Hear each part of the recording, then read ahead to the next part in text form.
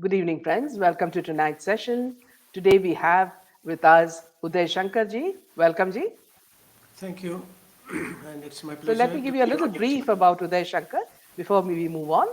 Uday Shankar is a telecom engineer by profession who spent over 25 years in the techno space. He established TLR NOW, a company offering high-end training, coaching, and mentoring. He has authored two books, The Untold Tales from the Mahabharata and Ancient Secrets of Soft Skills Unraveled, published by Bloomsbury. He is working on his third book, which is the Sanatanic Verses. Besides being a motivational speaker, he's also associated with the print and television media. He's also a trained musician and a singer. Welcome. That's quite a portfolio that you have. Right, thank Yeah. you so much, and it's my pleasure Yeah. to be on your show. Thank you. So today, friends, we're talking about Pakistan and whether the country is going to disintegrate, as we are all aware of what's going on there. The short history of the country attests to the fact that no politician has ever been able to prevail over the army. Therefore, it's difficult to predict who will win this internal war.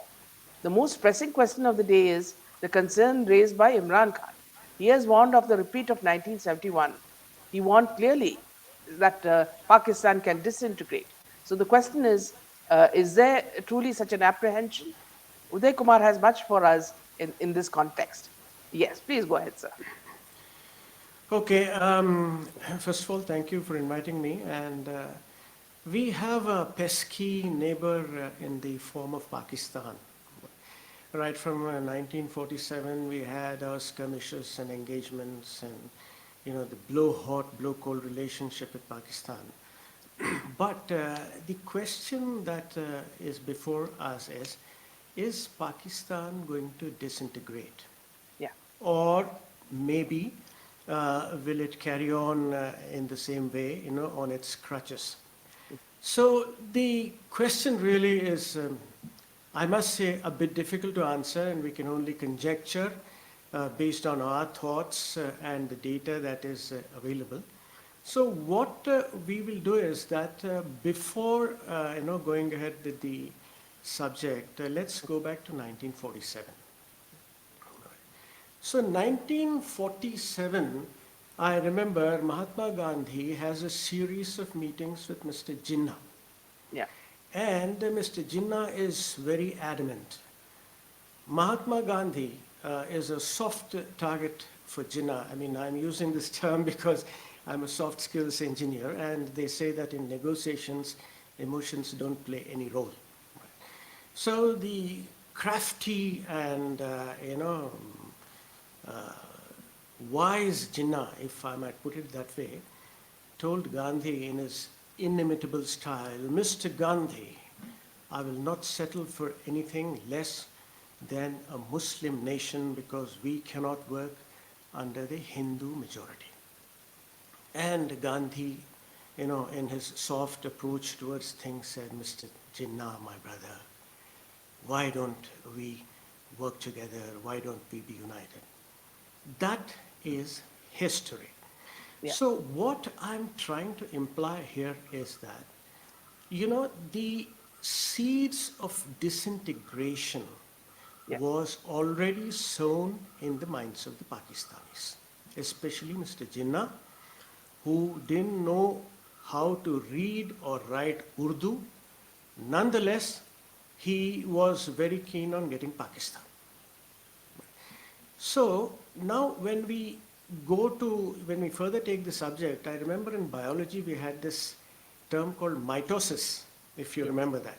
yes, So what happens is that when a cell starts dividing, right, the parent gives birth to two cells.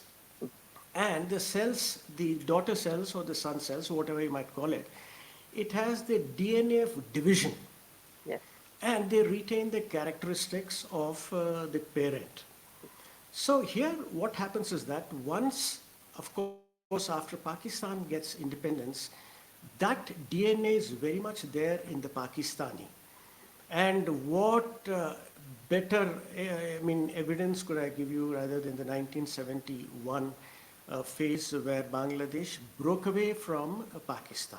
yes, So, see, the thing is, I always believe that there is that psyche, that DNA, you know, uh, that genes that keeps on carrying, and in spite of the best intentions, these genes force these people to take a decision. So, number one, 1947, Pakistan cut away from India. Fine, let's respect them. Uh, I mean, for that. Then later, what happened was that they had a good run, let's say from 1947 to about 1980. And Yeah. then things started going awry for Pakistan. Right, we'll come to this regional disparity in a minute. Just give me 1 or 2 minutes to Yeah. get that built up, right? Yeah. Now, what happened was one of the prime reasons for the disintegration of Pakistan. Again, I think very few people would have noticed this, that it is the high handedness of the Punjabi Pakistanis. The Okay. Punjabi Pakistanis always thought that they were a cut above the rest. I understand that they look handsome, they're very fair, but what are you going to do with So their which part are you complexion? talking about? Which part of Pakistan? Punjab part of Pakistan, Yeah. the Okay. Punjab part of Pakistan, that Yes. is Islamabad, right, Mm. Rawalpindi, the Punjab part. Yeah. So these Punjabis dictated a lot right from the beginning. And as you know, Pakistan consists of various regions like Punjab, then Sindh, then Gilgit-Baltistan, then Baluchistan, Kashmir, the Pakistan-occupied Kashmir. So right from the beginning, the Punjabis seized the reins and started dictating terms to the rest of the people. Just not dictating terms, these people started using their resources, their natural resources, and made their cities comfortable while giving a raw deal to the other states. Now, how did they give a raw deal to the other states? Let's go to that next slide. And I think this slide is the crux of the whole discussion that we're having. You Yeah. can change the slide, please. Yeah. Right. See here, if you see, now let's start with Baluchistan, right? Baluchistan. Now, Baluchistan is, one of those larger segments of Pakistan. And way back in 1950, Yeah. huge gas reserves were discovered in the sub-district of Sui in Baluchistan. Okay. And you'll be surprised that besides the gas reserves, which ran into trillions and trillions of cubic feet, Mm. they, the land also boasted of minerals like gold, then silver, copper, cobalt, and so many other, rich minerals. Yes. Yes. So the Pakistanis, the Punjabi Pakistanis, their roving eyes fell on this particular wealth. Well, you might ask me, Baluchistan is a part of Punjab and they have every right to exploit the mineral resources. Well, agreed. But then, what have you given the Baluchis? In return. So, Yes. yeah, in return, basically. Mm. Now, Mm. coming back to the story, Mm. 1950, the gas reserves were found, and the Pakistanis, started exploiting those reserves. And then, 5 years later, they went into commercial production of the gas. And somewhere in the early 60s, now look at the irony here, Yeah. right? The irony. Gas was available to the cities of Punjab and Sindh in the sense that the consumers got gas connections right into their kitchens. But however, considering Baluchistan, and especially, I can take the name of Quetta, Mm. believe it or not, it took them 22 years to get their own gas. Okay. And even today, there is a scarcity of gas in Baluchistan. Yes. And Together, together, of course, with the also the ill treatment and the what you call the absolutely, torture. Yeah. absolutely, and I'm coming to that. I'm coming to that. We'll just expand this Baluchistan story. It's Yeah. very, very interesting, I must say that. So, now rubbing salt on the wound, these Pakistanis, what they did was, I think it was in 2014, yes. So they signed an agreement, the CPEC agreement with China. And the uh, corridor was running through Baluchistan, the corridor, the CPEC corridor. It ran all the way from the Xinjiang province of China right down through to Baluchistan to the Gwadar port. Okay. And these people, what they did was, I mean, they should have consulted them. After all, they are the sons of the soil, isn't it, the Yeah. Baluchis? Now they went ahead and then gave the Gwadar port for a 40-year lease to a Chinese company. Mm. So, I mean, look, I mean, how irritating it should be if Yes. somebody comes to your place, utilizes your resources, Yeah. does not consult you, and finally, makes money out of it. And if you look at the condition of Balochistan, it is pathetic. Uh, the Pakistan army launched military aggression against Pakistan, against Balochistan. Their men were kidnapped, their women were raped, Yeah. and it was a very sad story as far as Balochistan was concerned. Yes. And I remember many years ago they launched a military operation where they used helicopter gunships against ordinary citizens. Yes. So the Including, I Baluchis, guess, bio, this thing also, uh, gas. yeah, gas. Yeah, gas, poisonous gas. What you're Yes, saying is poisonous gas. Yeah. poisonous gas, chlorine gas. I mean, Yeah. that's what, if you remember, Saddam Hussein also used that in Yes. Iraq, I was in Iraq at that time. Oh, very nice. So you know it Yeah. better than me. So now what happened was, so they looted, plundered Baluchistan, and to tell you the truth, Baluch history and their tradition, I mean, one should really go through that. They have their own songs, and they have a culture, a rich Yes. culture which transcends times, music, and these people, they could not see eye to eye with them. The Punjabi Muslims, to be very precise, Yeah. right? And then afterwards, they never showed any interest in improving Balochistan. So that was the story, and the seeds of hatred were sown in Balochistan towards these Punjabi Pakistanis, mainly Sunni Muslims, if I might call them. Now, they repeated the same sort of exercise everywhere. I'll just go back to the slide, please, Yeah. the next region. Yeah.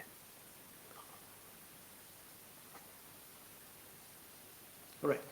So here's Baluchistan. Now, let's go to the KPK, Khyber Pakhtunkhwa area. The Yeah. Khyber Pakhtunkhwa area is also again another totally neglected area, I must say. And the geographical position of this Khyber Pakhtunkhwa is that it borders Afghanistan on one side. And if you go straight here up, towards this area, there is what is known as a Wakhan corridor. And that Wakhan corridor straight away connects into Xinjiang province. Okay. Right. So what happened? I mean, the Pashtuns, as I call them, they too were ill-treated. And then slowly what happened was, meanwhile, America left Afghanistan in 2021. They closed their camp there.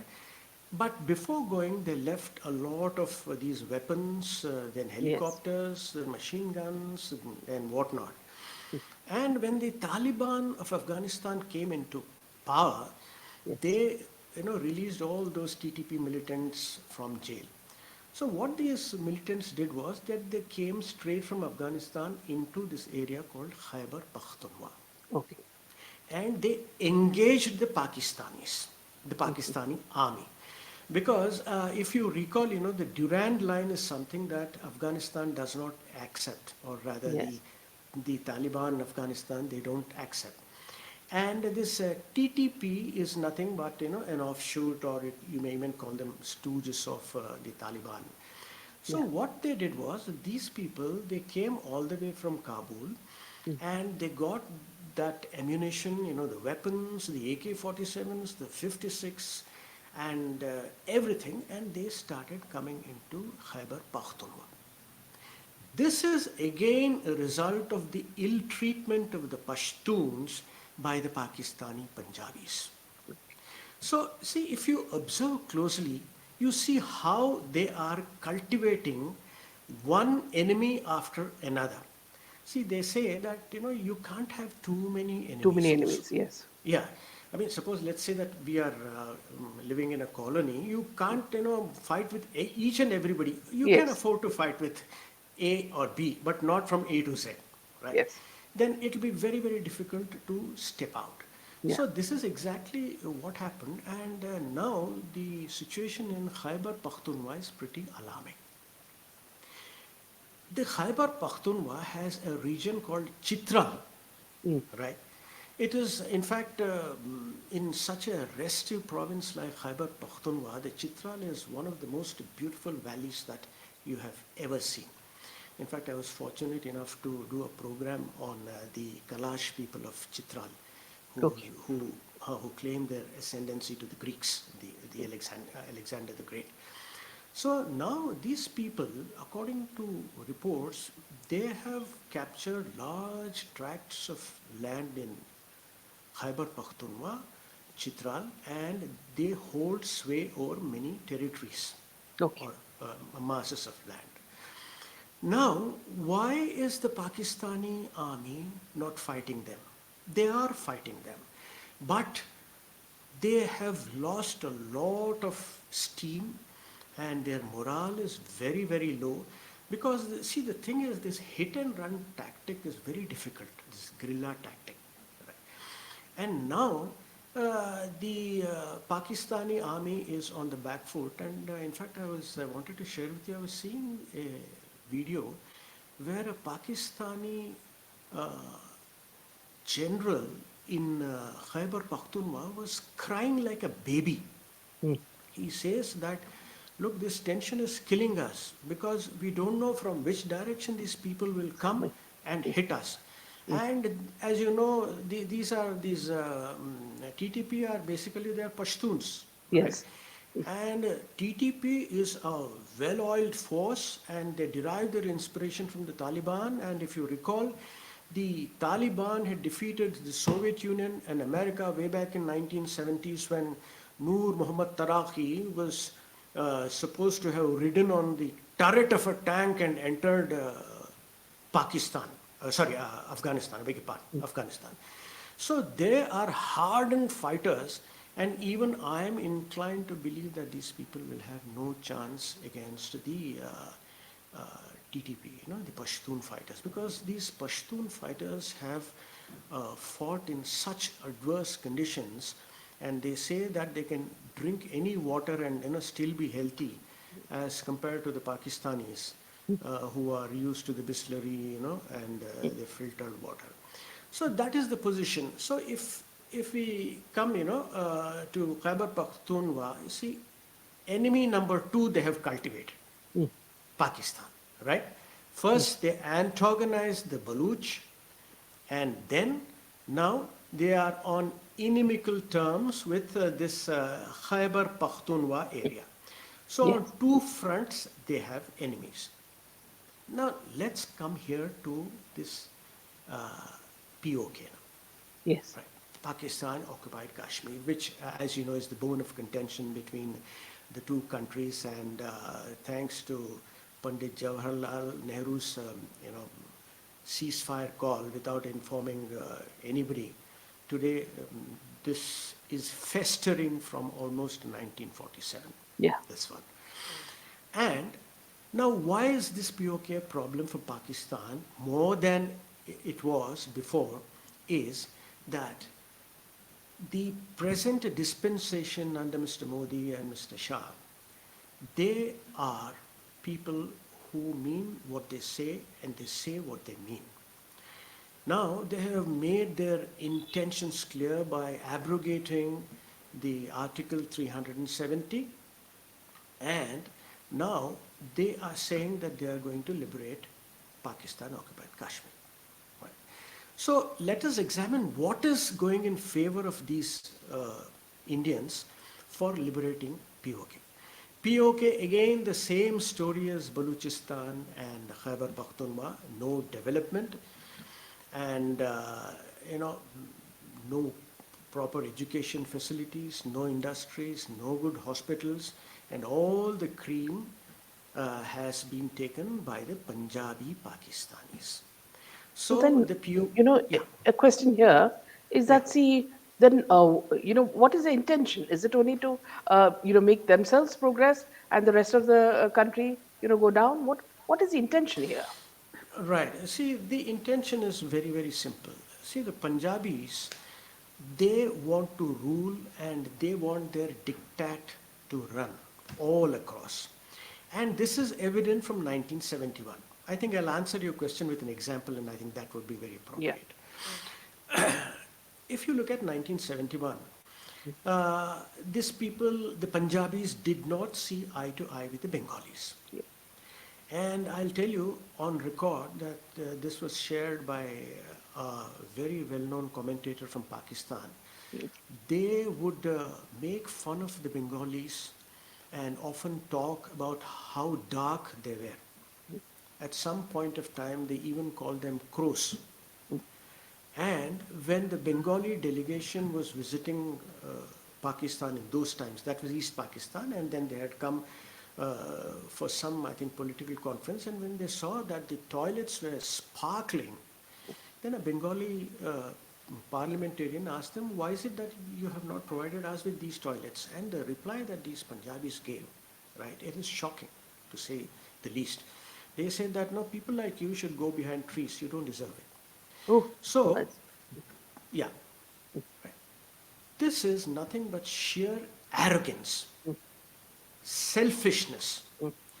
The Punjabi Pakistanis have no love for Pakistan.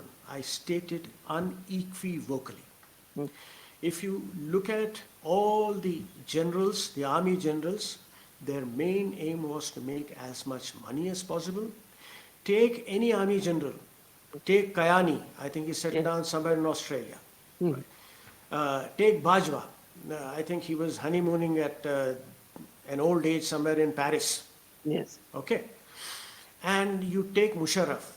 Musharraf made his money by writing memoirs and he went away to Dubai. Yeah. So, on one hand, the army looted Pakistan. And can you imagine this Bajwa, the former Pakistani army chief, he was running his parallel business in Pakistan. Can you name one Indian general, right, who can who can think of such things?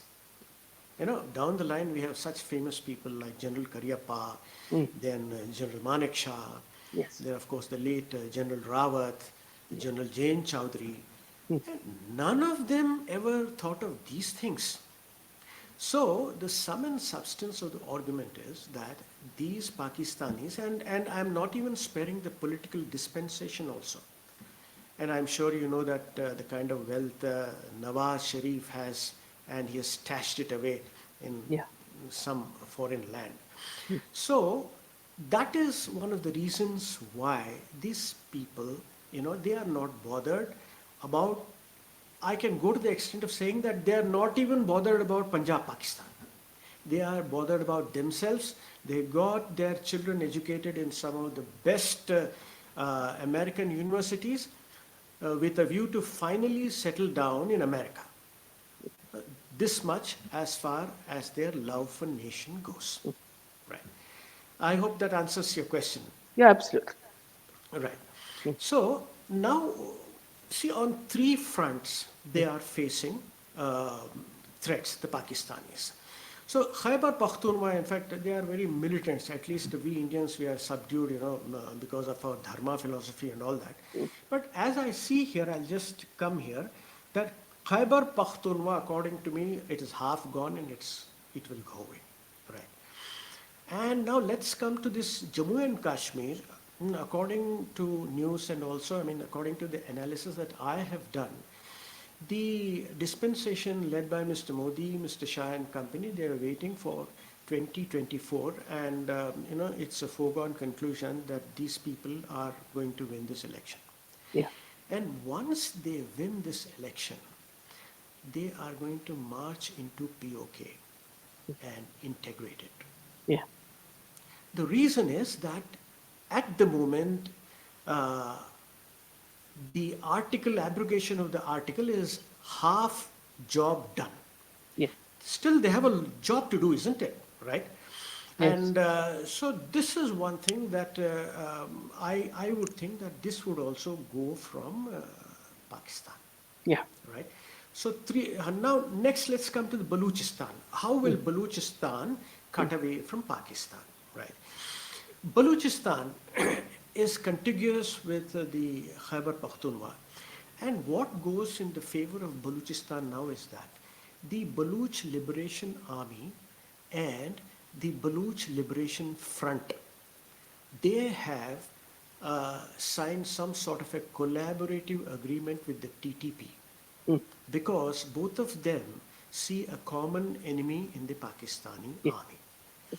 And the arms and ammunitions that the Baluchi fighters are getting, they are flowing from the TTP, which in turn gets it from the Afghanistan Taliban. So the route is very, very clear. American arms, Afghan Taliban, TTP, and the Baluch fighters, BLA. So, of course, one thing that we need to observe here is that maybe the Baluch thing might take some time. But immediately on the cards, we have uh, KPK and Kashmir. These two, in fact, are destined to cut away from Pakistan. So this is the scenario as far as Pakistan is Mm. concerned. Okay. So now let's just move back to the slide, please. Yeah. Huh, right. Now, I think we have talked enough on the Mm. threats within Pakistan and Mm. also outside Pakistan. Now, let's come to the economy of Pakistan. Mm. The economy of Pakistan is in shambles. And to think that they were fed billions and billions of dollars by the United States in the fight against the um, terrorists of Osama bin Laden. The question that we must ask ourselves is, where did the billions go? Because, I mean, they started pouring money, Yeah. uh, in return for using the soil of Pakistan to Mm. launch attacks against the Taliban. So again, we come back to the same story that all those dollars went into the pockets of the army generals Mm. and the politicians of those times. Now let's come to the economy of Pakistan.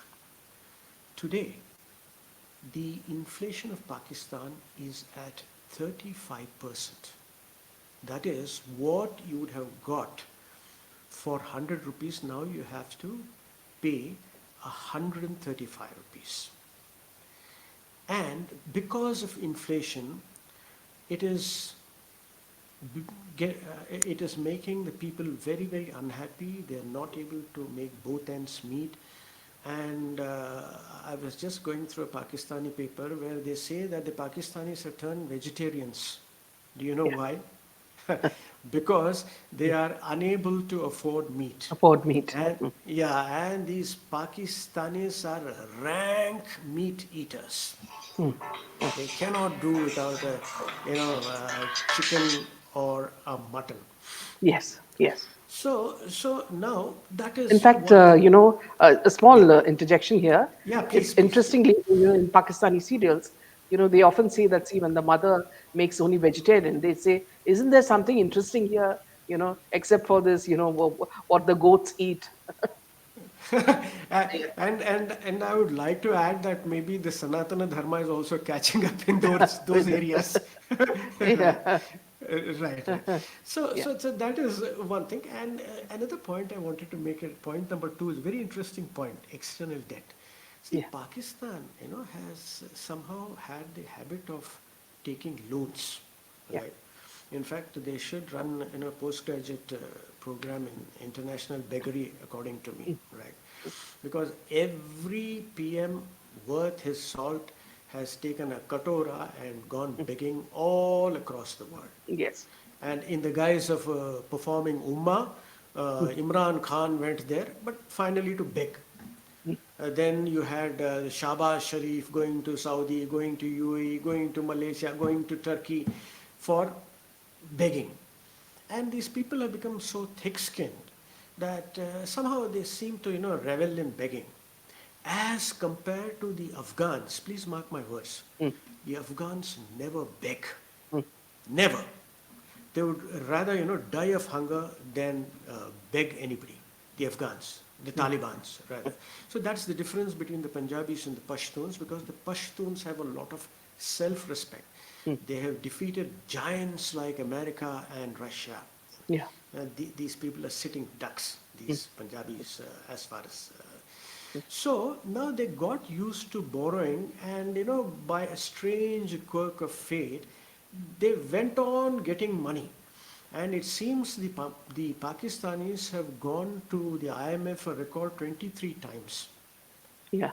and they never gave anything back. Mm. So it has become, a habit, and I mean, the wise Pakistani might say that when I'm getting somebody, Yeah. when I'm down in the dumps, somebody will bail me out. Now, Yeah. why should I work? Why should I work? It's going on. So this external debt at the moment, Pakistan has close to 130 billion dollars. Mm. 130 billion, right? I mean, 5% this way or that way, because these figures keep changing, but around Mm. that 130 billion dollars. Mm. Now, even if you, let's say, apply about 5% interest, okay, Pakistan has to cough up $500 million every month. Are they in a Okay. position to do that?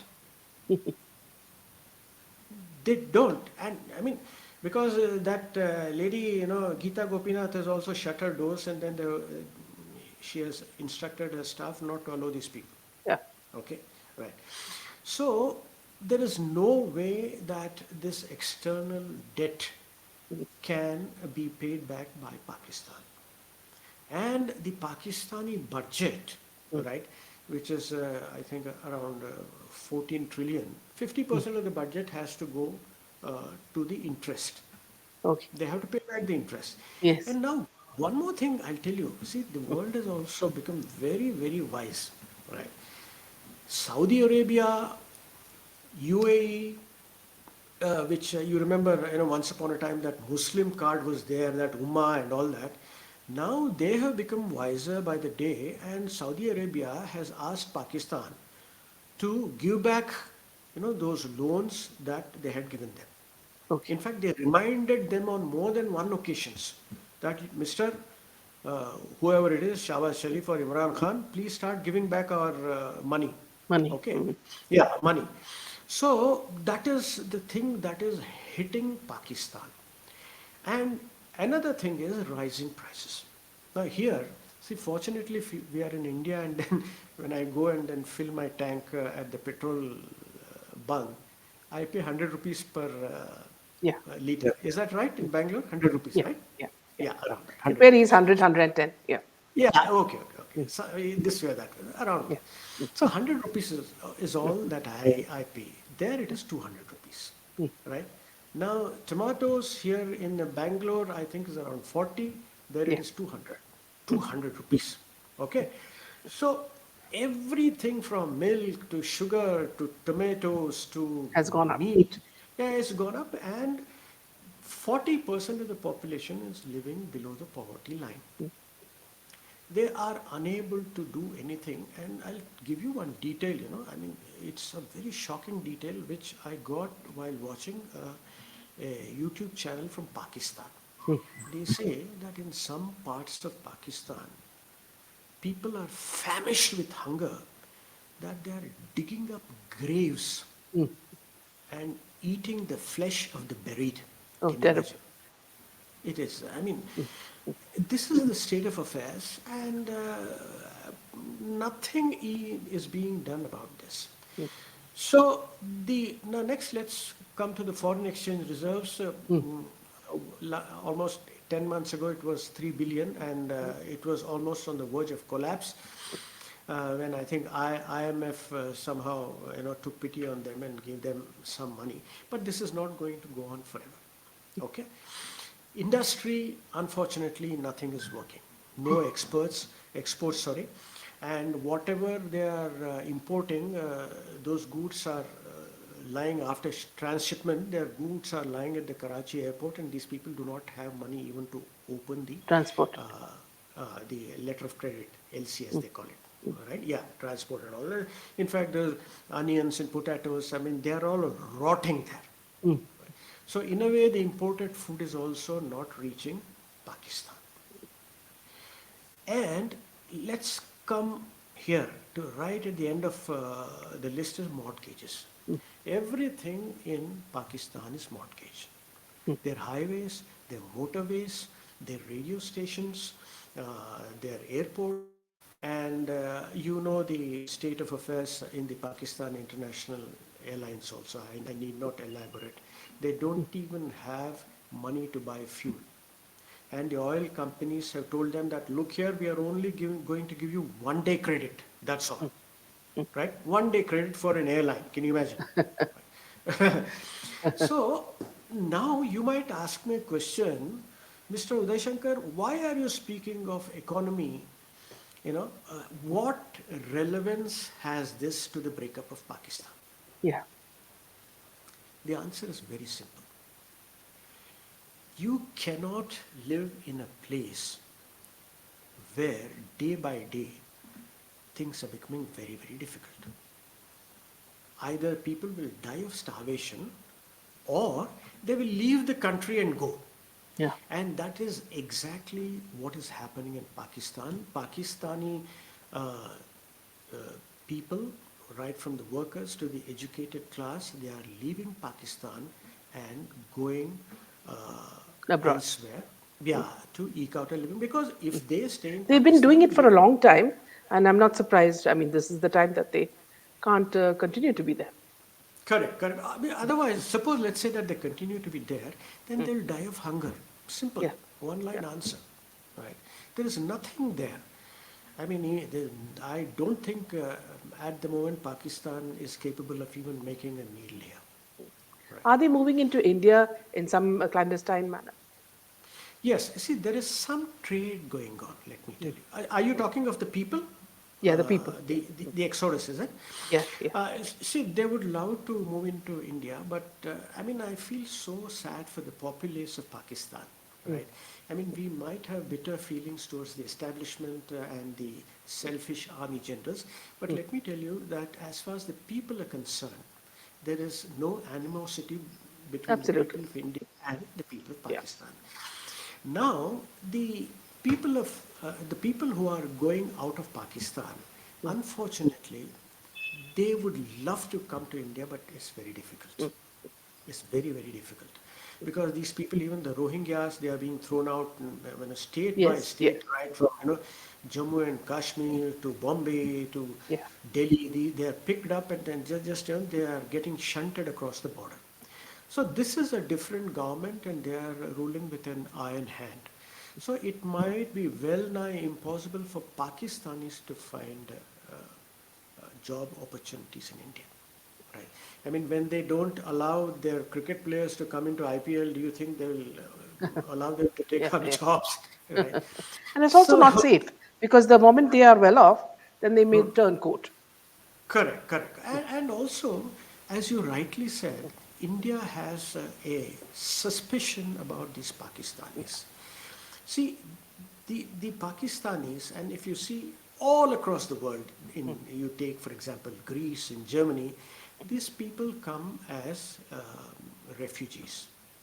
Then the poor Europeans, the large-hearted Yeah, Europeans, yeah, they say, oh, welcome, welcome. yeah. We have an apartment for you, welcome, they say.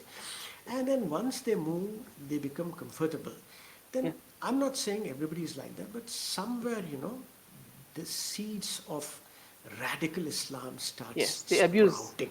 this Yeah, hospitality. Yeah. yeah, exactly. And then what they do is that they start fires in Greece in the forest, Yes. and they may start attacking the local people. Yeah. So nobody is willing to take the Pakistanis. Right. And on the other hand, I mean, look at the situation in which the Pakistani people have landed just because of the fault of the rulers, not their Mm, fault. mm, Their education system is flawed. mm. There are no job opportunities.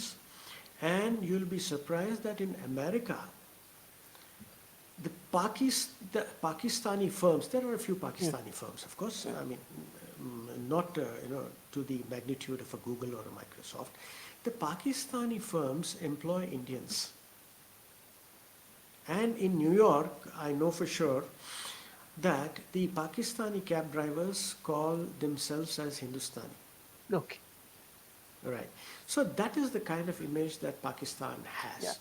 In fact, Uday, many Yeah. years back, see, when I was traveling to Lebanon with other media personnel, there was a Pakistani journalist also with me, and I was just before her. So when they checked, the customs checked my passport, they just gave it back to me. But the moment they Right. saw her passport, they made her stand for half an hour, checking everything. So you can make out. Right. And also it seems the Pakistani passport is the fourth worst passport in the world. Yes. Yes.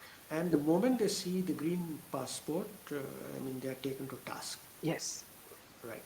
So that is what is happening in Pakistan at the moment. Yeah. So Yeah. now you might ask me a question. So what will happen now? Right? What's going to happen? Yeah. I would say, and for a moment, I'm discounting the fact that I'm an Indian. I would advise the Pakistan Punjabis that, my dear friends, you are unable to govern. You don't have the intellectual base to run such a big country. And it is better that you parcel all these regions and leave them to decide their own future. Mm. Otherwise, it will be very difficult. And even for a moment, let's assume that the Pakistani Punjabis refuse. They say, no, we'll rule this. Mm. They cannot rule for long because in this economic situation that I have explained just now, Yeah. they do not have the wherewithal or the financial muscle to fight a war with India for not more than 2 days. Yeah. They don't have diesel for their tanks. Yeah. Salaries of soldiers, Pakistani soldiers, have not been paid. And to put it in one line, they are in bad shape. So the best thing for Pakistan, according to me, would be to give Yeah. Pakistan occupied Kashmir to India, because now India, we have a good track record. Yeah. And if you see Jammu and Kashmir today, it's a beautiful place. It's a Yeah. heaven on earth, right? There are a lot of universities, and UAE is also investing a lot of money in Jammu and Kashmir. So it would be better for Pakistan to give away Jammu and Kashmir to India, because if you cannot govern, why are you playing with the lives of people, right? But here, Udayji, Yeah. see, there's one aspect in their characters that cannot be taken off, and which is vengeance. You see, Right. yeah. Right. So that is something that they will never cow down. They will still see Right. India as the enemy. Right, actually, right, you're right. I mean, they are very vengeful and all that, but that was in some period. I mean, When they I had agree with, strength. yeah, I agree with you. See, I'll tell you something very interesting. Till 1980s, they were doing well, Pakistanis, right? Yeah, the growth rate was, I think, around 6.5%. But then after that, everything collapsed. But Yeah. if they try to flex their muscles, Yeah. I'm sorry, I would like to They tell you don't the have story. the Yeah, ammunition. yeah. Right, and no, I'll tell you the story. I'm a storyteller and I revel in telling stories. You see, there was this tiger, right, which had a change of heart, and then it went to a yogi who was sitting and said that, look here, I have been killing animals all my life, and now I want to, you know, become a Sanatani. Can you guide me? So the yogi saw, and then through his divine powers, he saw that yes, there was indeed a change of heart. And he said, I'm very happy, go ahead. You go and you turn vegetarian and meditate. Then after 3 days, the tiger, it seems, came back to that man, full of bruises, right? Cuts here, bruises here, bleeding here. Then the sage asked, what happened?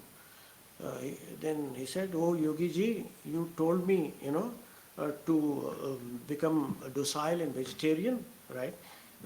And I was attacked by some lowly animals like jackals and dogs and even cats also dared to attack me. Then that yogi laughed and said, you stupid animal, I told you to turn Sanatani, but I never told you to defend, not to defend yourself. Right? Okay. Yeah. Why did you not? I mean, if some lowly animal was coming towards you, you should have. Don't give up. Yeah. I mean, you should have let out your roar, something like that. Yeah. Yeah.